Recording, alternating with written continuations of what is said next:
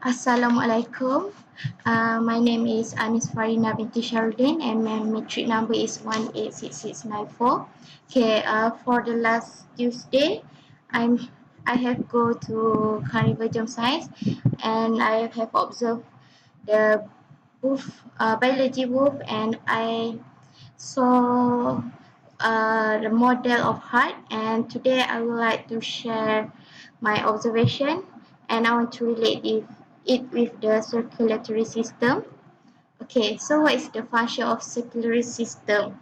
The circulatory system is important to transport blood and oxygen from the lungs to the various tissue of the body. Okay, so this the organ that compose that build up the circulatory system, which is heart, blood vessel, blood and lung for the pulmonary system.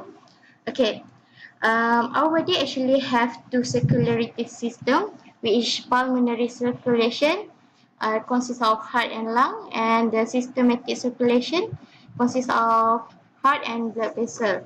Okay, let's see the structure of the heart first. Okay, here is the heart model that I have observed from the booth at KJS. Okay, here. Okay, uh, the heart actually divided into four chamber, which is right atrium, the right ventricle, the left atrium, and the left ventricle.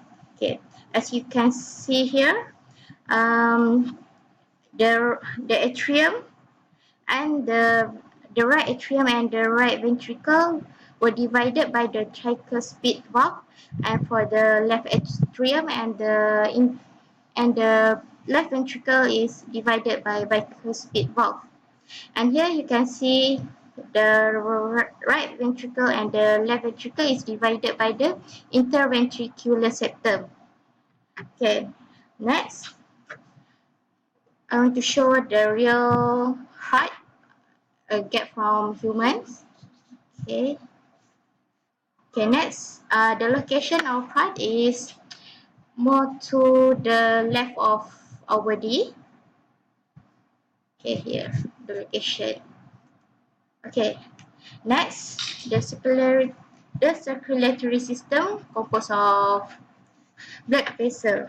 Okay, the artery here will carry blood away from the heart. They are the thickest blood vessel with muscular walls that contract to keep the blood moving away from the heart through the body. Okay. Unlike the aorta, other main artery, which is the pulmonary artery, will carry deoxygenated blood.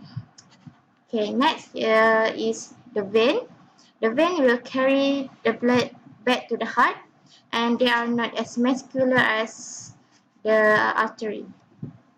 You can see here the artery have some valve that will prevent the blood from flowing backwards. And here is the capillaries.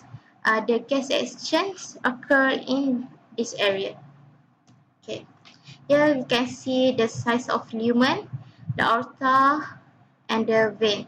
They are different lumen because of different blood pressure. Okay, here is summary of blood vessel, which artery, the main function is to carry blood from heart to the tissue. They have thick wall to resist the high pressure. They have small lumen and no valve, and the blood that flow in the artery is high pressure. Okay, for the vein, the function is to carry blood from tissue to the heart, and they have thin wall, large lumen to reduce resistance, and they have many valves to prevent backflow, and the blood that flow in the veins is at low pressure. And here the capillaries is to allow the exchange of material between the blood and the tissue.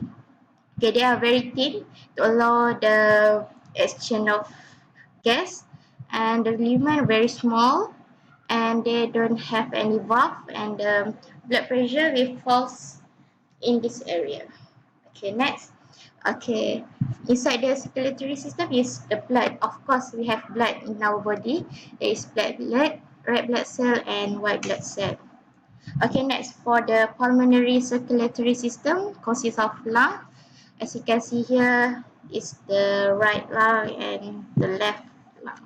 Okay, I want to show you what I got from KDS, demonstrated by Kak Shuhaila.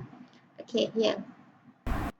Okay, when the gas enter the lung will expand and the diaphragm will expand, and when the air go outside the lung, when we exhale, the diaphragm will flatten and the lung will shrink back to normal.